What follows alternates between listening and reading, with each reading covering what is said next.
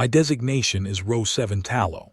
I was an archival assessor, 3rd tier, serving the VETH Compact's Outer Boundary Observation Station 11. My function was to detect, classify, and log all vessels entering the Compact's sovereign approach corridor, cross-referencing each contact against the Great Archive, which contained the hull profile, drive signature, weapons manifest, crew composition, treaty status, and threat index of every ship known to have operated in this arm of the galaxy for the past 6,000 years. In 11 years of service, I had logged 4,412 contacts. I had never failed to find a match. I want to explain what that record means, because I think it is important context. The work of an archival assessor is not glamorous by any measure the VETH Compact applies to its professions. It is repetitive. The contacts come in at intervals that vary from minutes to hours, and each one is processed through the same sequence, and the archive returns its match, and you log the match, and you send the arrival notification, and you wait for the next contact. In 11 years, that was almost everything the work consisted of. Routine detection, routine query, routine match, routine log. The archive is very good at what it does. In 6,000 years of continuous operation, the archive has been refined to a point where the matching process is nearly instantaneous, and the confidence percentages for known vessel classes are almost always above 95%. You feed it the sensor data and it tells you what you're looking at, and it is nearly always right. And the nearly is never a problem because the nearly produces confidence percentages below 90, and below 90 you escalate, and the restricted layers catch what the primary layer missed. This system works because the archive is comprehensive. This was not always the case. In the early expansion period, when the Compact was first establishing contact with the other spacefaring civilizations of this arm, the archive was thin. It held only what the Compact itself had built, and the vessels of the first civilizations they encountered, and there were frequent low-confidence contacts that required extensive analysis. But 6,000 years is a long time. 6,000 years of adding entries, of updating profiles, of incorporating treaty submissions and intelligence intercepts, and the records of every encounter the Compact had ever had with every civilization it had ever met. 42 million hull profiles. The archive became, over those 6,000 years, something close to a complete picture of the universe's vessel population. Close to complete. The archive's curators would have said, complete within operational parameters. Close enough that in 11 years of service I had logged 4,412 contacts and found a match for all of them. I am recording this account because the Great Archive no longer exists and someone should know what happened to it. To us. To all of it. I do not know who will read this. I do not know if anyone will read it, but I was trained to log accurately and I find I cannot stop doing that even now. Logging is the one task I have left. The station's local archive still receives. I am still transmitting into it. Perhaps that is enough. The contact appeared on the outer boundary sensor array at 3:14 station time, inbound on bearing 279, declination -4 degrees from the ecliptic. A single vessel, moving at a velocity that was, by itself, unremarkable 0.18 light speed, which placed it in the standard range for sub-lightspeed commercial transit and well below the threshold that would automatically trigger a threat alert. The drive signature was odd, not alarming, odd. It had a thermal bloom that suggested more output than the velocity warranted, as though the engine were running hard to hold a speed that should have required only moderate effort. Not a malfunction signature. A malfunction produces erratic fluctuation. This was steady. It was holding 0.18 precisely, with more engine output than 0.18 required, which meant either the vessel was significantly more massive than its hull profile suggested, or it was doing something with the surplus power that my sensors were not detecting. I noted both possibilities in my preliminary log. I marked the drive signature anomalous. I continued the classification procedure. I opened the archive query. The archive query is, or was, the heart of everything we do. You feed the sensor data, hull geometry, drive signature, mass estimate, energy output, electromagnetic profile, transponder code, and the archive returns the closest match along with a confidence percentage and a threat index. If the confidence is above 90%, you log the match and send the standard arrival notification to the vessel's registered home authority. If the confidence is between 50 and 90, you hold the contact for secondary analysis and run supplementary queries to narrow the identification. If the confidence is below 50, you escalate to the Compact Boundary Authority, which was a body of senior assessors with access to the archive's restricted layers. The ones that held old war-era vessel profiles, classified intelligence records, and the historical files from the Compact's expansion period, when the archive was young and still filling in its entries at the edges. I had escalated twice in 11 years. Both times the archive's restricted layer had produced a match within minutes. In one case, it was a modified hull running disguised drive emissions, a smuggling configuration the archive had on file from 40 years of enforcement history. In the other, it was a decommissioned military vessel operating under a false registry, flagged immediately once the restricted profiles were searched. The restricted layer had caught both. The archive always had something. The query returned in 0.4 seconds, which was normal. The confidence percentage was 3.1. I looked at that number for a long moment. 3.1. I ran the query again, thinking I had fed it corrupted sensor data. The result was 3.1 again, with a different set of partial matches. The archive was reaching, pulling in distant family resemblances, hull shapes that shared a component or a proportional ratio with the contact but bore no real resemblance to it. The closest match, at 3.1% confidence, was a variant of a Terran cargo hauler registered to a cooperative that had dissolved 200 years ago. The resemblance, when I examined it, was in the general diameter of the central hull. The rest was nothing alike. In 11 years, I had never seen a confidence below 17. The archive contained the profiles of every vessel class operated by every spacefaring civilization in the Compact's sphere of influence, every allied polity, every neutral power, and every catalogued hostile faction. 6,000 years of records, 42 million individual hull profiles. A confidence of 3.1 did not mean the vessel was dangerous. It meant the archive was failing to recognize it, which was a different thing, and a thing I had been trained to treat as a procedural anomaly requiring escalation rather than as a signal of threat. The archive's logic was conservative. What you cannot classify, you escalate. You do not assume the worst. You gather more data.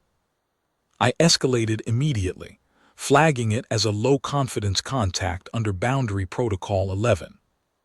While I waited for the Boundary Authority to respond, I kept the sensors on the contact and watched it come. The hull geometry was unusual.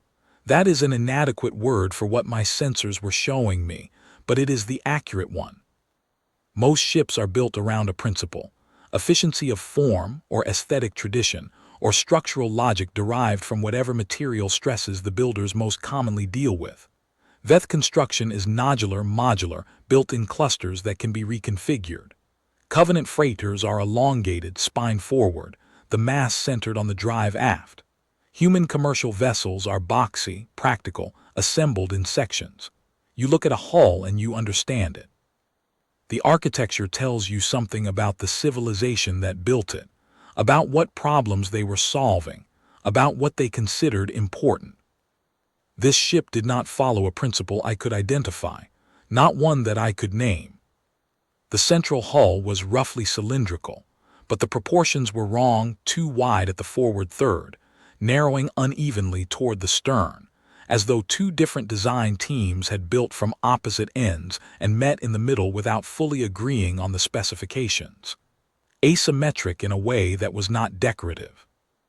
asymmetric in a way that seemed like the result of decisions made on different days for different reasons, and the asymmetry had been accepted rather than corrected, because whatever the asymmetry was doing, it was more important than visual coherence.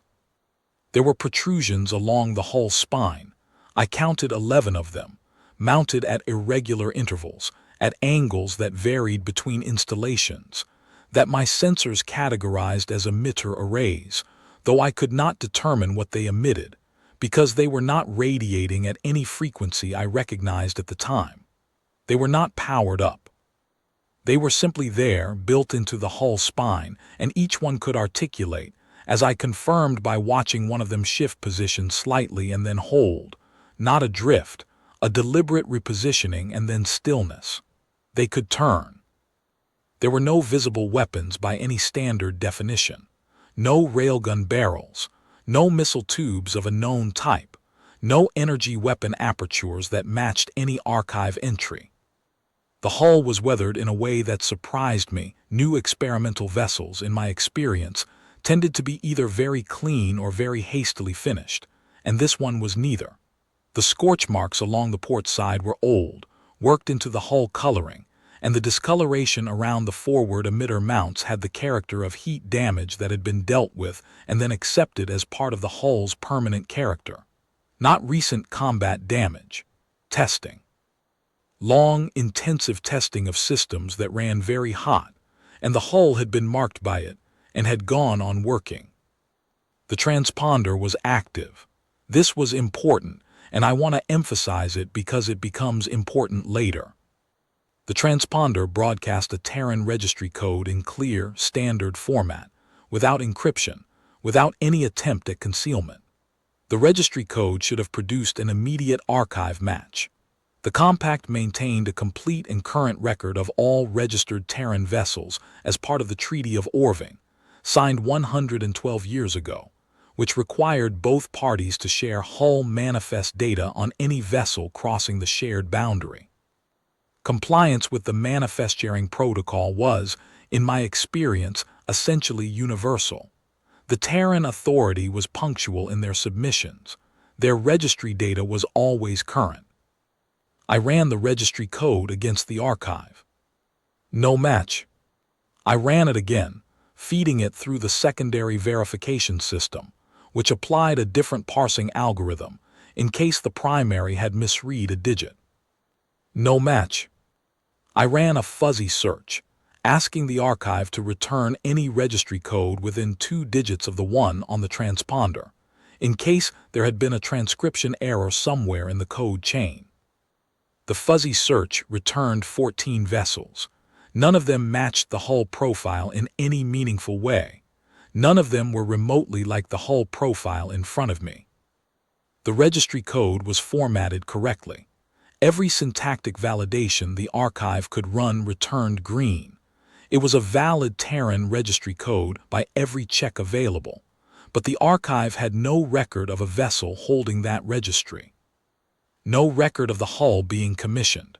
No record of the class being designed or built or tested or approved. No record of the name.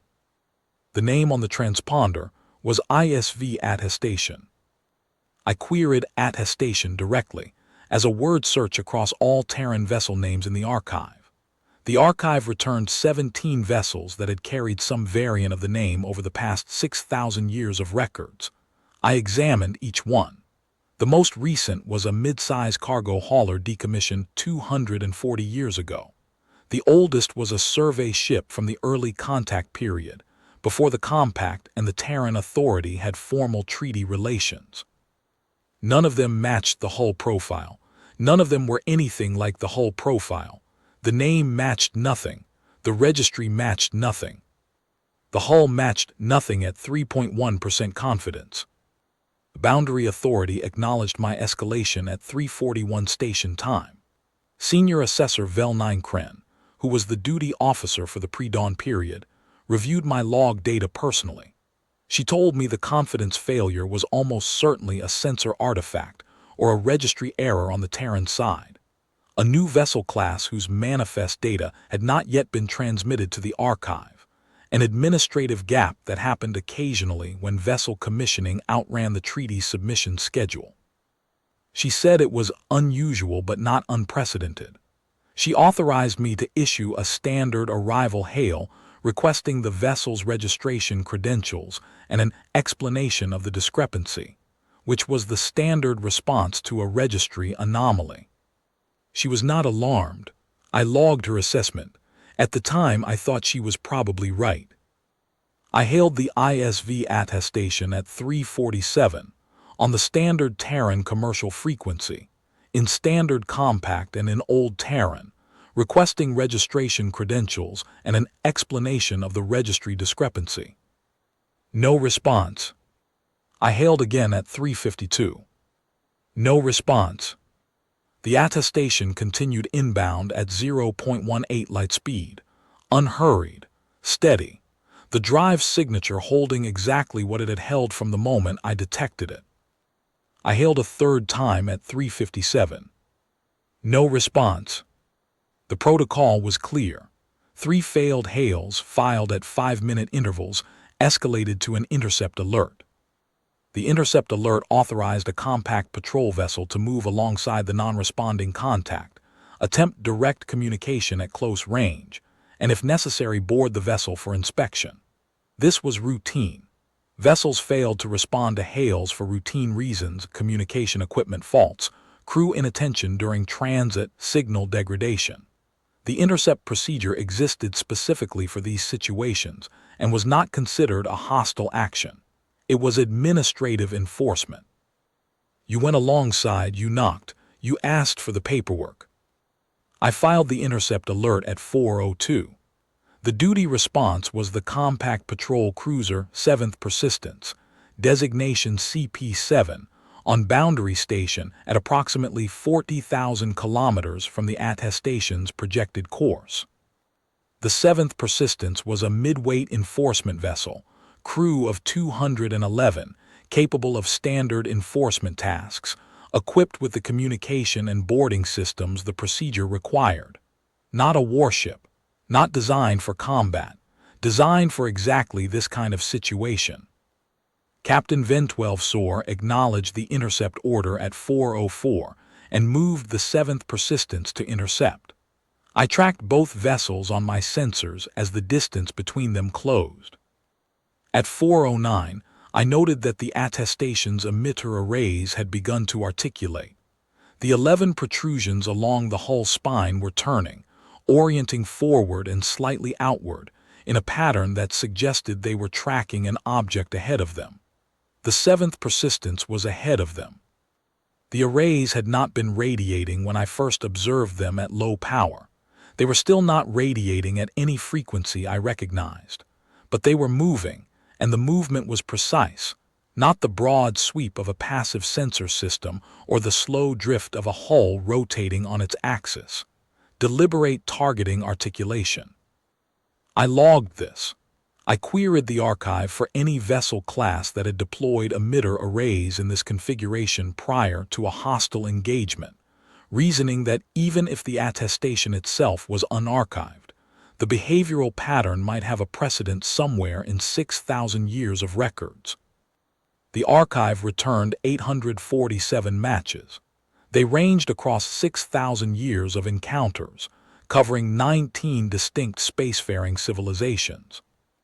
I reviewed the relevant portions of the match list as quickly as my processing allowed. All 847 involved emitters that the archive could identify and classify: known weapon types, known drive types, known communication systems modified for aggressive deployment. The archive had extensive records of how known weapon systems behaved when brought to targeting orientation. It had no record of how unclassified emitter arrays behaved under those conditions, because no ship in 42 million profiles had ever carried unclassified emitter arrays of this type. I escalated again, this time bypassing Vel 9 Kren entirely, flagging it as a potential novel threat event under Protocol 70, which required the assessment to go directly to Fleet Command, which maintained a duty watch specifically for boundary events that exceeded standard enforcement parameters. I transmitted everything: the drive signature anomaly, the 3.1% confidence failure, the registry non-match, and the emitter articulation with the targeting geometry I had calculated. I flagged it urgent. Fleet Command acknowledged at 4:16. At 4:18, the ISV attestation powered its arrays. I know this because every sensor I had lit up simultaneously, and for 1.3 seconds I received no coherent readings at all. Only noise across every band I monitored, a total saturation of my instruments that suggested an energy discharge of a type my equipment had not been calibrated to handle, because my equipment had been calibrated for every documented weapon type in the archive, and this was not one of them. When the sensors cleared, the 7th persistence was no longer in my data stream. I do not mean she had moved out of range. I mean she was no longer returning any sensor reflection at all. Where there had been a patrol cruiser of 42,000 tons, actively transmitting on 3 frequencies and reflecting my ranging signals, there was now a debris field of approximately equal mass, distributed across a sphere roughly 600 meters in diameter, cooling rapidly in the vacuum. The process had taken 1.3 seconds. The 7th persistence had a crew of 211. I logged it. I logged it because that is what I do, what I was made to do, and because in that moment I did not have a framework for anything else. My hands, if I had hands. I'm a Veth assessor and I do not experience myself as having hands, but there is a sensation in my processing that is like the word hands. We're still running queries when the debris field appeared on my instruments, and I reached for the log format without deciding to and began entering data. The time, 4:18. The vessel lost, 7th persistence, designation CP7, registry number 4497621. The mechanism, unknown energy discharge, no archive classification, 1.3 seconds duration. Crew complement, 211. Status, none surviving, consistent with total hull destruction. I sent it to Fleet Command. Fleet Command responded to my escalation at 4:21. The duty admiral was Compact Admiral Sue 3 Helving, and her first message to me was to confirm the 7th persistence's status. I confirmed it. I sent the sensor data. I sent the debris field analysis. I sent the weapon discharge readings and the timeline and everything I had. She reviewed it, and then she was quiet for 2 minutes and 11 seconds, which is a long time for a Compact Admiral receiving a novel threat escalation. When she responded, she asked me to confirm that the archive confidence for the attestation was 3.1% and that the vessel carried a valid Terran registry code. I confirmed it. She asked if the archive had any entry for the weapon system that had destroyed the 7th persistence. I ran the query. The archive had records of many weapon systems capable of destroying a patrol cruiser in under 2 seconds, kinetic impactors at sufficient velocity, antimatter warheads, certain focused energy weapons. None of them produced the sensor signature I had observed. The signature I had observed, total instrument saturation across every band simultaneously, followed by debris rather than an impact flash, was not consistent with any kinetic or explosive mechanism. It was not consistent with any energy weapon in the archive. I could describe what had happened. I had logged it precisely. I could not find a name for the mechanism that had caused it. I told the Admiral this. She was quiet for 40 seconds, then, continue logging. I am convening the Emergency Doctrine Council. The Emergency Doctrine Council was a body that had not been formally convened in 612 years.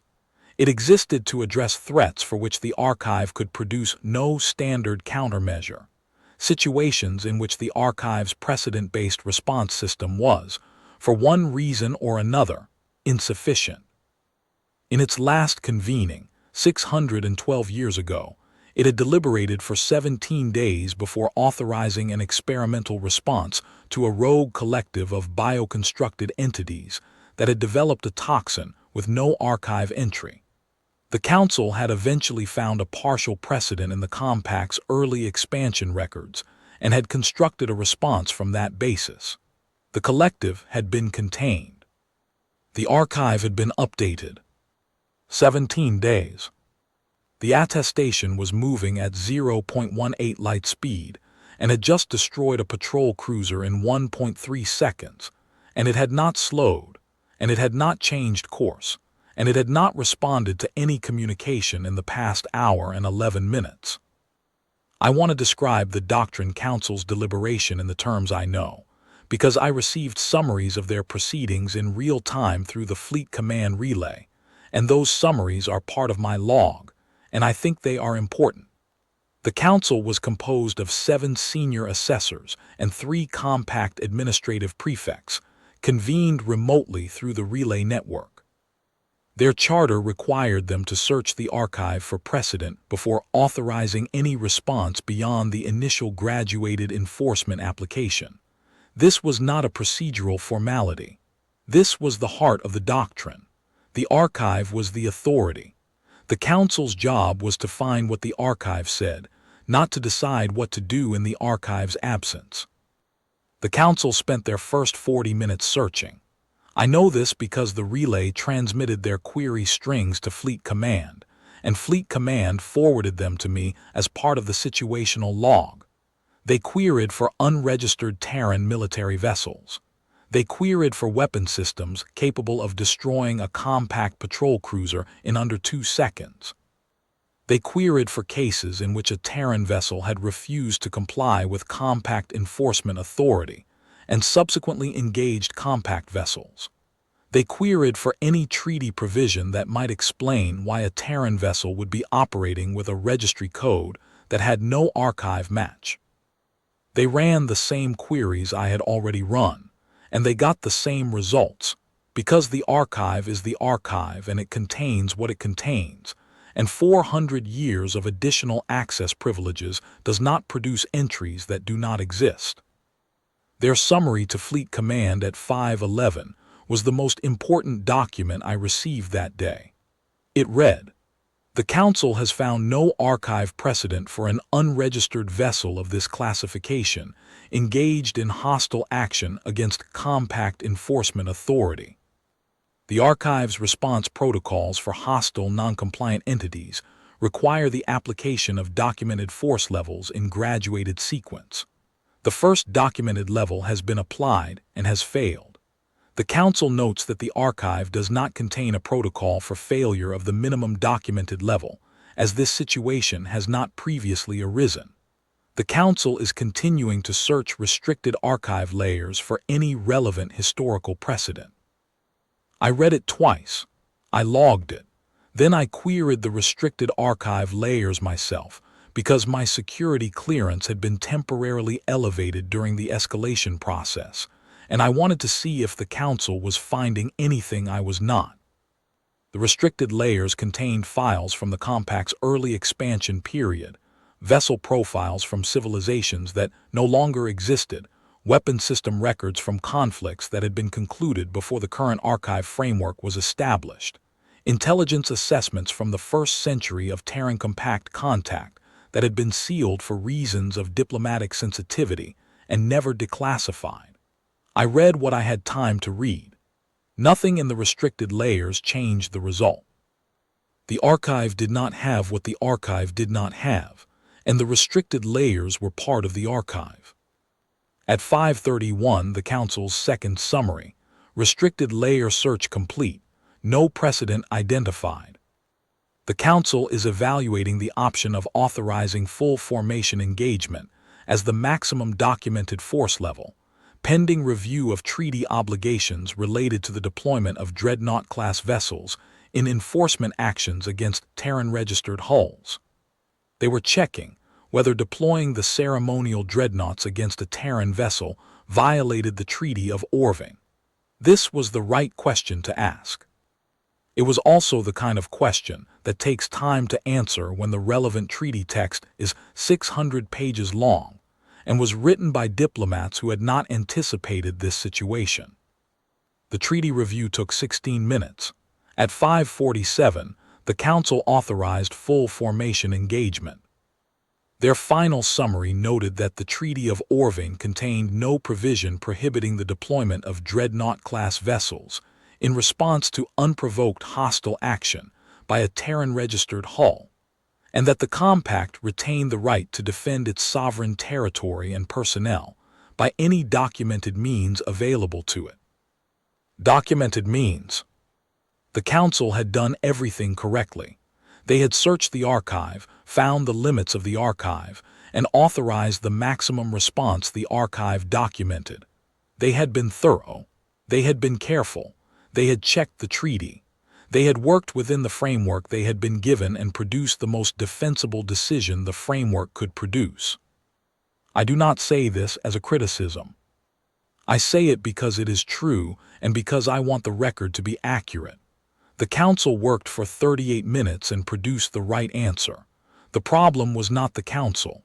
The problem was that the archive had a ceiling, and the ISV attestation had been built above it. At 4:31 station time, the attestation crossed into the engagement corridor, the range at which Fleet Command had begun assembling a response. I want to describe what that response was, because it is important to understand it correctly. Fleet Command had not assembled a combat fleet.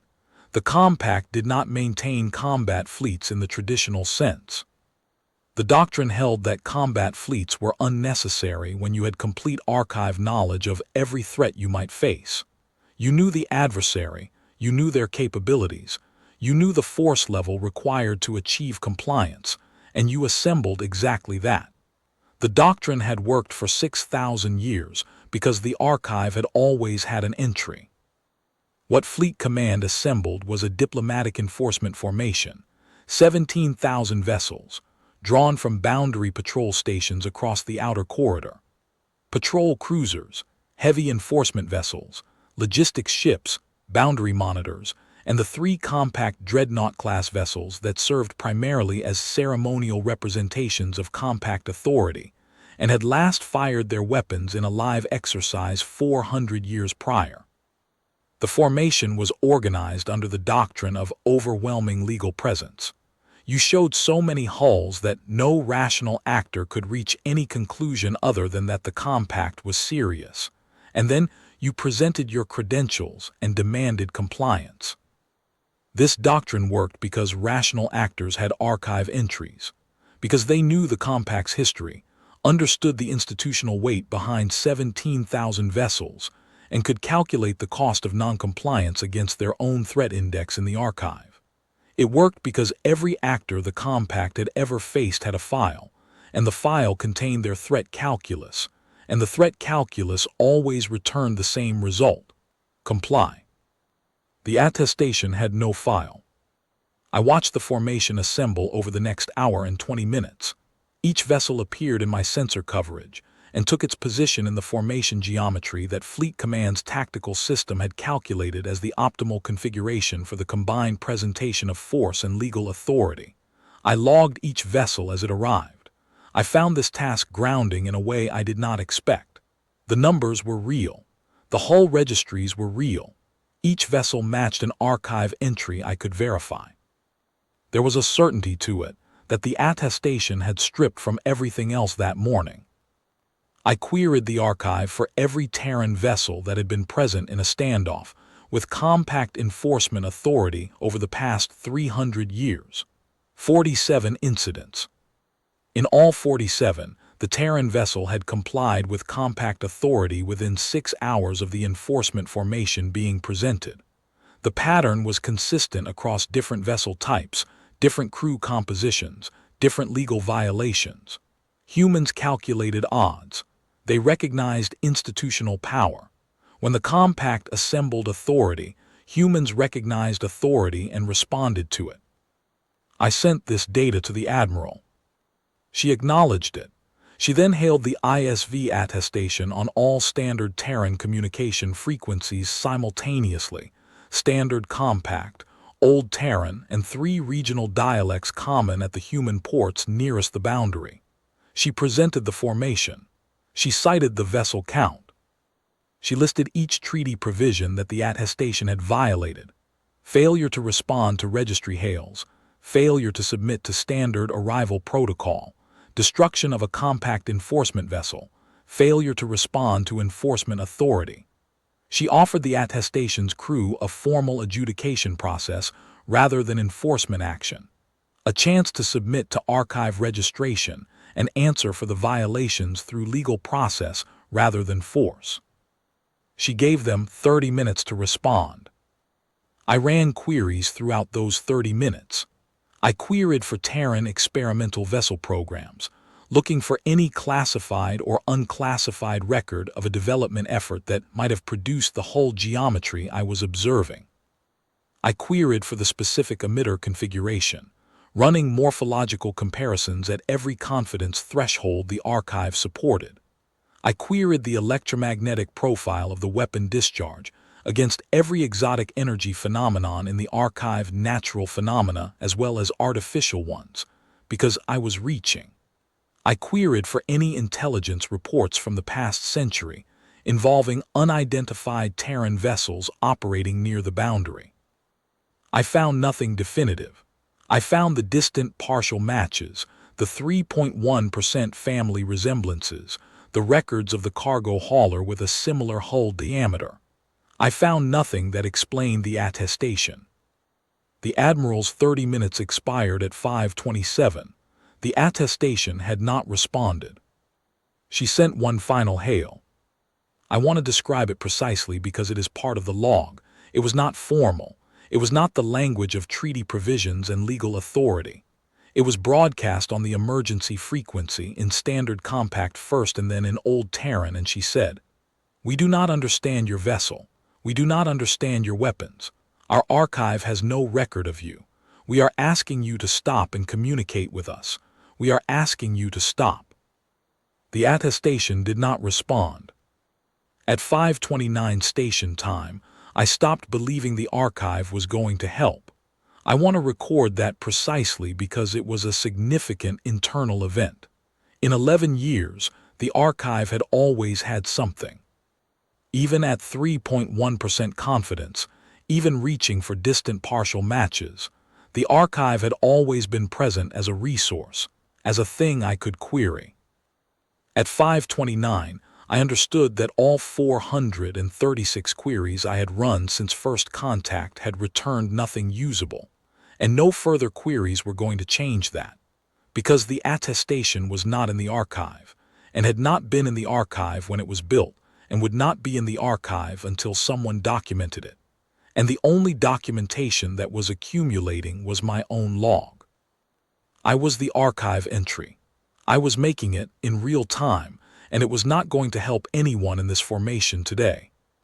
The Doctrine Council concluded deliberation at 5:47 and authorized graduated enforcement force, beginning at the minimum level documented in the archive as sufficient to disable a Terran vessel of comparable mass. The minimum documented effective level for a Terran vessel of that hull class was a focused electromagnetic pulse from 2 heavy enforcement vessels, delivered simultaneously, sufficient to disable primary drive and weaponry. The archive showed this configuration had been used 23 times in compact enforcement history and had achieved compliance in all 23 cases. The Council noted, in their authorization record, that the archive could not predict outcomes beyond the minimum documented level if the minimum level was insufficient. They authorized escalation to maximum documented force if the initial application failed to achieve compliance. They did not specify what would happen if maximum documented force was also insufficient, because the archive did not contain a protocol for that situation, and writing a protocol for a situation that had never been recorded was not within the Doctrine Council's charter. I read the authorization record. I noted the gap. I logged that I had noted it. 2 heavy enforcement vessels moved to position at 5:13. They were patient in their repositioning, experienced crews following archive standard approach geometry, maintaining formation discipline, taking the angles that the targeting doctrine specified for this type of engagement. The attestation's emitter arrays tracked them as they moved. I observed the articulation clearly on my sensors. The arrays followed the two heavy vessels through their repositioning and held on them as they achieved their positions. The two heavy vessels fired the electromagnetic pulse at 5:19. It was a clean, well-executed discharge. The crews knew their equipment, had run this procedure in drills, executed it correctly. The pulse reached the attestation. The attestation did not stop. The attestation did not alter course or velocity by any amount my sensors could detect. The drive signature continued steady. The hull continued inbound. The emitter arrays, which had been tracking the two heavy vessels throughout, oriented fully toward them and fired. This time I maintained sensor contact through the discharge. Either the arrays were operating at a different power level than they had been when they destroyed the 7th persistence, or I had recalibrated enough from the initial event to maintain instrument coherence. The discharge was 2 pulses, 0.8 seconds, a pause of 0.8 seconds, then 0.6 seconds, and when the second pulse ended, both heavy enforcement vessels were gone. The debris was denser than the 7th persistence's debris had been, more contained, as though the weapon had been calibrated more precisely between its first and second uses. As though whoever or whatever was operating, it had observed the first result and adjusted. I logged it. I was thorough. I am always thorough. That is what I have. The formation's response to the failure of graduated enforcement was processed by the Doctrine Council in 4 minutes. They authorized full formation engagement at 5:47, every vessel in the formation, simultaneously. Maximum documented output across all weapon systems. This had not been done in compact history. The archive had no precedent for it because no threat had ever required it. The Council's logic was internally consistent. The minimum documented effective force had failed. The escalation hierarchy led to maximum documented force. The archive authorized maximum documented force when lower levels were insufficient. The archive did not authorize anything beyond maximum documented force, because nothing beyond it had ever been documented. 17,006 vessels. The 3 dreadnoughts, whose weapons were the most capable in the compact, and which had not fired them in 400 years. 1,200 patrol cruisers. 1,400 heavy enforcement vessels.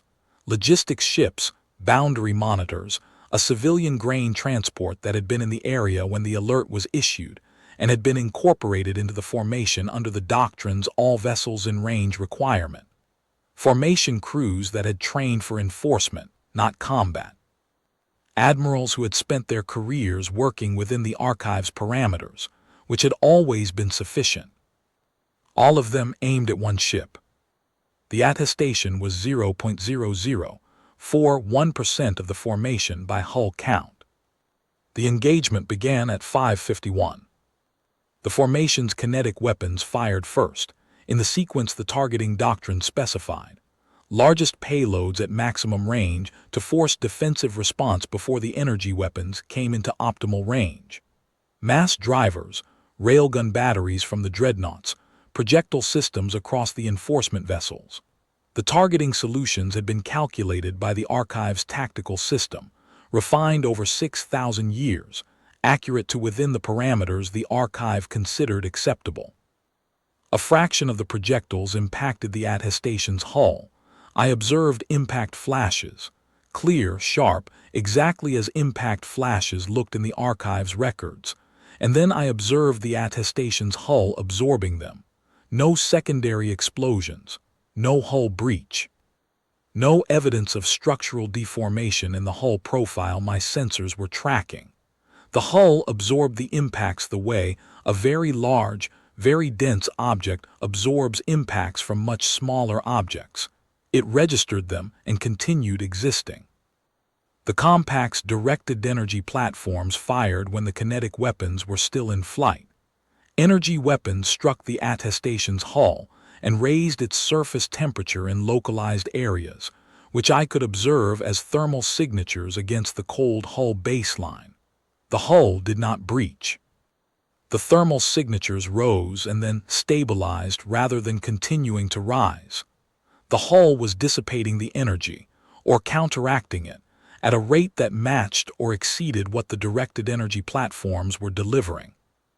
In the archive's records, a hull that absorbed energy at that rate was either made of materials the archive knew and categorized, or it was made of something the archive had no entry for. I knew which category applied here. The attestation's arrays continued to articulate through the first 90 seconds of the engagement. I had been watching them move for hours by that point, since 4:09, when they first tracked the 7th persistence, through the destruction of the patrol cruiser, through the destruction of the 2 heavy enforcement vessels, through the assembly and presentation of the formation, and the 30 minutes of hailing and the failed graduate enforcement. They had moved continuously, steadily, with a quality I kept trying to find the right word for and kept returning to the same word: deliberate, not reactive, not searching, deliberate. At 5:53, 2 minutes and some seconds into the engagement, the attestation's arrays fired. They fired for 11 minutes and 16 seconds. I will not describe every second of it. I do not think I could. I will describe what the log shows because the log is complete and accurate, and describing the log is something I know how to do. The arrays did not fire in broad dispersal patterns. They did not sweep the formation in the way that a weapon trying to cover a wide area of space would sweep.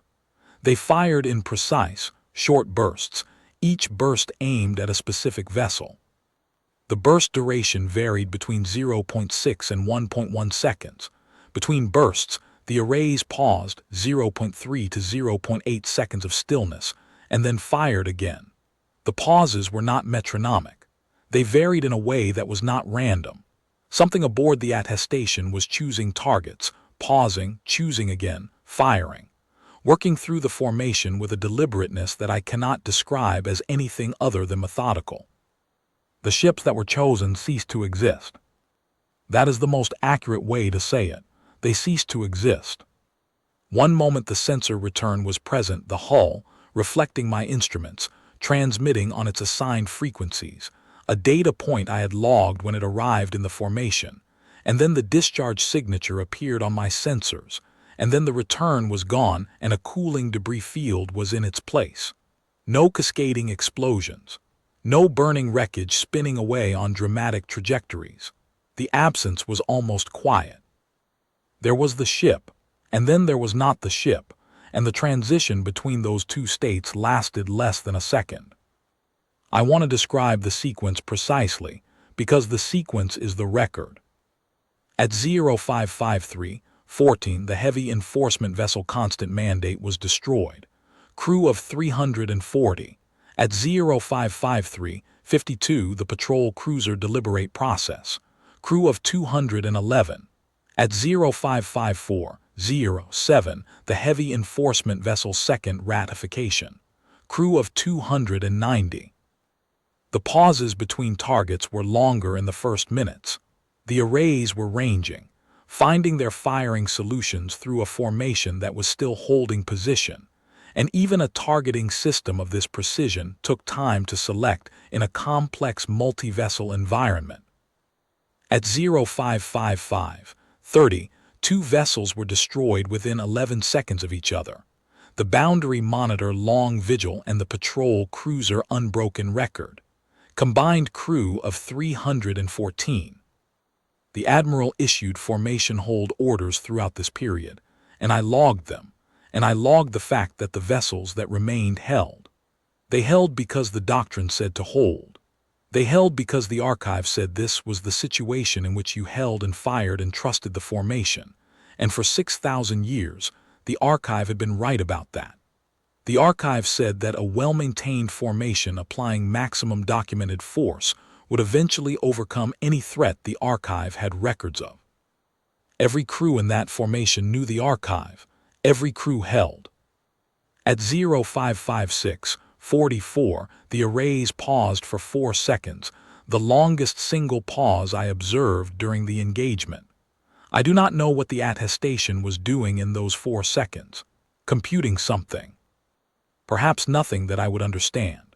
Then the arrays resumed, and over the next 90 seconds, 11 vessels were destroyed in a sequence so rapid that my logging system fell briefly behind the events it was recording, and I had to reconstruct the precise order from the sensor timestamps after the fact. Among them was the convoy logistics ship Measured Advance, crew of 412, and the Boundary Monitor Patient Survey, crew of 118.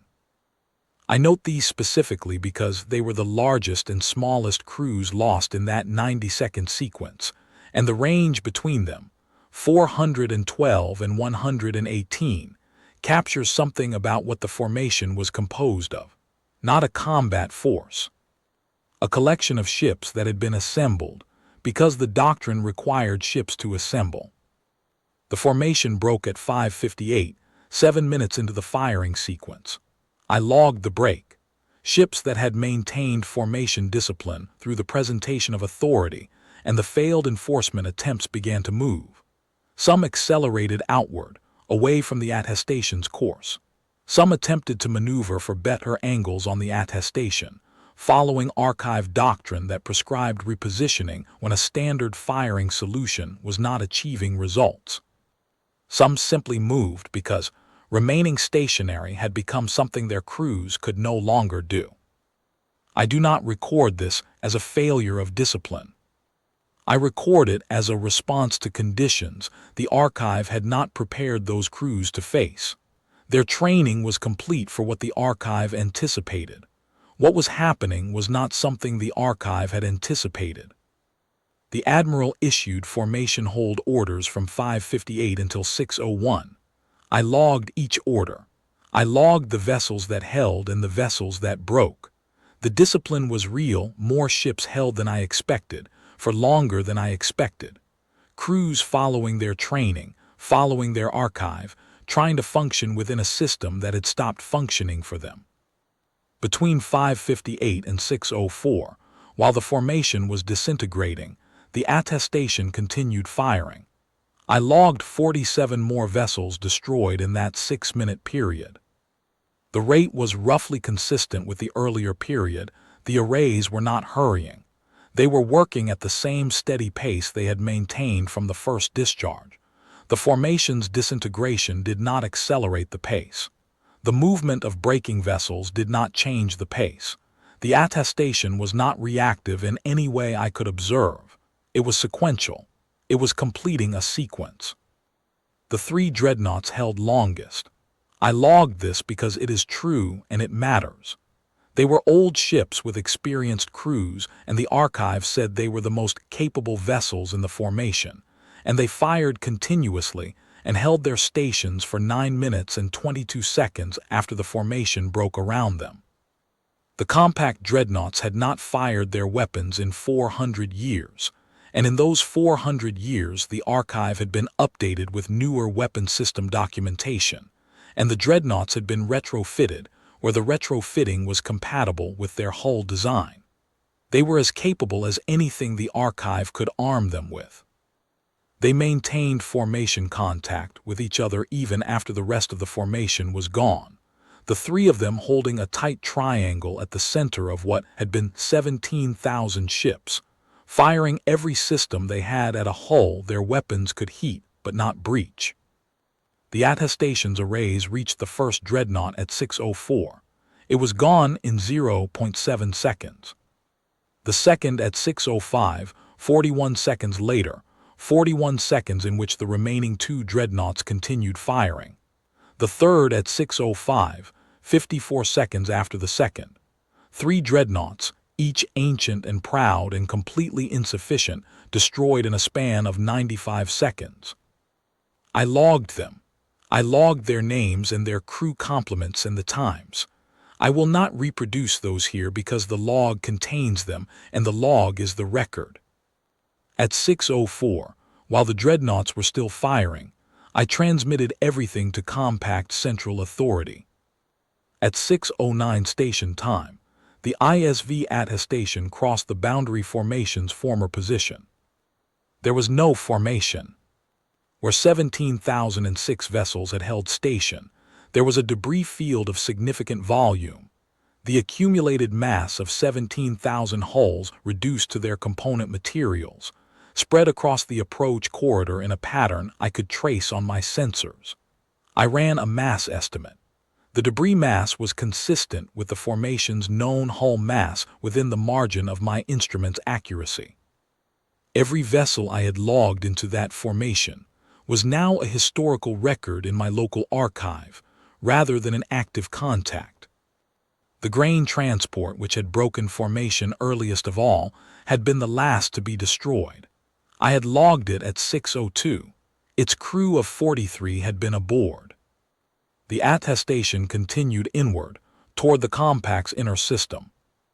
It fired for 11 minutes and 16 seconds. I had watched 17,006 vessels assembled by a civilization that had maintained sovereign authority over this region of space for 6,000 years, applying the maximum documented force available to them, against one ship whose registry code existed in no archive, and whose weapon systems had no classification, and whose hull had absorbed everything the formation could deliver. I queried the archive while I tracked the attestation inward. I kept querying. There was nothing else to do, and stopping felt wrong. I ran 50 more queries in the hours after the engagement, looking for anything I had missed. I found in one of those queries a broad search across all compact intelligence intercepts that mentioned the Terran Authority's experimental vessel programs. 11 documents, all of them low-priority intercepts, all of them filed and not reviewed, because low-priority intercepts were archived for completeness but not routinely analyzed, and no one had ever had a reason to search this specific intersection of terms. The earliest document was 61 years old. The most recent was 8 years old. Between them, they described, in fragmentary terms pieced together from intercepted internal communications, a Terran Authority vessel development program that had been running for at least 58 years. The program name appeared in 2 of the documents, the Experimental Integrated Systems Vessel Program. One document, 41 years old, from an intelligence observer stationed near Terran space, contained a program brief. It described a design philosophy: build from unknown first principles rather than iterating on known designs. Produce a vessel whose capabilities were derived from a theoretical framework that no external party had yet documented, because a civilization that relied on archive-based threat assessment could not respond to a threat for which its archive had no entry. The brief noted that this was an engineering philosophy rather than a military strategy, but that it had a military implication. Any conflict with an archive-based civilization would favor the side whose capabilities the archive could not categorize. The document had been filed at low priority because it appeared to be an internal administrative memorandum about an experimental vessel development program. I read it 3 times. Then I found the 8-year-old document, the most recent in the set. It described what appeared to be final systems testing of a completed vessel, an irregular hull of indeterminate class undergoing weapon systems evaluation near the Terran inner boundary. The intelligence observer who had written it had categorized the hull as probably a variant of a known Terran experimental platform, and had recommended no follow-up review. Confidence note: probable variant, no follow-up required. Probable. The attestation reached Compact Central Authority at 11:49 station time. Central Authority was the Compact's administrative and computational core, a station of considerable scale, containing the primary nodes of the Great Archive, the deliberative chambers of the Governing Council, 6,000 years of records, and the processing capacity to maintain them. I was too far away for precise observation. I observed 2 energy discharges consistent with the attestation's weapon signature at 11:49 and 12:01 station time. At 12:03, the Great Archive went silent. Its relay broadcasts, which had been continuous for as long as any compact record showed, ceased. I queried the archive at 12:03. No response. I queried again at 12:15. No response. The Great Archive, 42 million hull profiles, 6,000 years of records, the entirety of the compact's accumulated knowledge, no longer responded. I sat with that for a long time. Long for a Veth assessor who does not experience time exactly as biological entities experience it, but long by any measure. I sat with the silence where the archive had been, and understood what I had been watching since 3:14 station time. Not a weapon deployed in anger, not a response to a specific action the compact had taken against Terran interests. A demonstration, a message, a vessel built for 58 years, tested for years before that, given a name that meant something in Old Terran, a name I had looked up too late. A vessel that broadcast its registry code clearly and openly throughout its entire transit, making no attempt at concealment, following the procedural form of an arrival even as it declined to comply with the substance of one. As though establishing, for any record that survived, that they had followed the form, that they had announced themselves, that the compact had been given every opportunity to see what was coming. I had seen what was coming at 3:14. I had seen the drive signature anomaly and the 3.1% confidence in the missing registry, and I had escalated through proper channels and received the response that it was probably a registration error, and issued my hails and filed my intercept alert, and done everything the archive and the doctrine required me to do. I had run 486 queries by the time the archive went silent. Not one of them had changed what the archive contained, because an archive cannot contain what has not been put into it, and for 58 years no one had put the ISV attestation into any archive, and that absence was the entire point. I should have queried broader and earlier. I can log that honestly. When the confidence returns 3.1% on the primary layer, the correct response is to open the widest possible search immediately, to treat the failure of recognition as information in itself, a signal that the search space needs to expand rather than narrow. I did not do that. I queried specifically, looking for the hull shape, the drive signature, the registry code, and I found partial matches that told me nothing useful, when I should have queried for the circumstance, for any Terran vessel that had ever been treated as low confidence, for any intelligence intercept that mentioned experimental programs, for the cultural pattern of how humans build things when they decide not to build what the archive expects. The 11 documents were in the archive the entire time. They had been in the archive for 61 years and 41 years and 8 years respectively, waiting for someone to ask the right question. I asked the right question in my 432nd query. By that time, the formation was already assembling, and the Admiral had already tried graduated enforcement and failed, and the Doctrine Council had already spent 38 minutes finding no precedent, and the attestation was an hour from the engagement corridor. I do not know if earlier knowledge would have changed the outcome. I do not know what the compact could have done with a program brief and 11 intercepts that told us, in careful fragmentary terms, that someone had spent 58 years building a ship we could not categorize. I do not know if that knowledge produces a response that the archive supports, but I should have found it earlier, and I did not. And this is the most accurate accounting I can give of my own performance on the day the archive ended. What I know is that an experimental vessel can only be built by a civilization willing to step outside what it already knows, to treat its accumulated knowledge as a foundation rather than a ceiling, to ask, what would we build if we started from a principle no one else has documented? The Veth Compact could not have asked that question. The archive was the compact. The doctrine was the archive. To build a ship with no archive entry would have required us to believe, for 58 years of development, in something we could not yet verify. The Attestation's crew, if there was a crew, believed.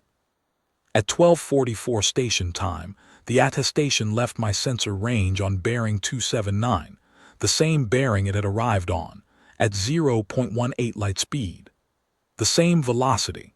Returning the way it had come, without haste, without ceremony, the drive signature holding steady, the emitter arrays articulated back to their default positions along the hull spine. I watched it go. I have been writing this account since 1303 station time. The station is self-sustaining for 400 days without resupply, and I have power and consumables, and the local archive still receives. I log into it because logging is what I was made to do, and because if someone finds this station, they should have an accurate record. The ISV attestation arrived at 3:14 station time. At 4:18, it destroyed the patrol cruiser 7th Persistence, crew of 211. At 5:21, it destroyed 2 heavy enforcement vessels. At 5:51, the compact's full formation engagement was authorized. At 6:04, the engagement concluded. At 11:49 and 12:01, compact central authority was engaged. At 12:03, the Great Archive ceased responding. At 12:44, the attestation left sensor range. 17,006 compact vessels were destroyed over the course of 31 minutes of firing. This does not include the 7th Persistence or the 2 heavy enforcement vessels lost before the formation engagement. I have the crew complements for every vessel logged into the formation. I have computed the total. I have logged it. I will not reproduce the number here, because I have found that some pieces of data are most useful when the reader does the arithmetic themselves and arrives at the weight of it on their own terms. The log has all the inputs. Anyone who finds this station will have what they need to make the calculation. I have run the word attestation in Old Terran, which I should have done at 3:14 and did not. In Old Terran, the word means a formal declaration offered as evidence, a statement made to establish that something is true. The ISV attestation was, I believe, a message. It came to establish that something was true. The archive does not have an entry for what that something is. I am making one now. The log is complete.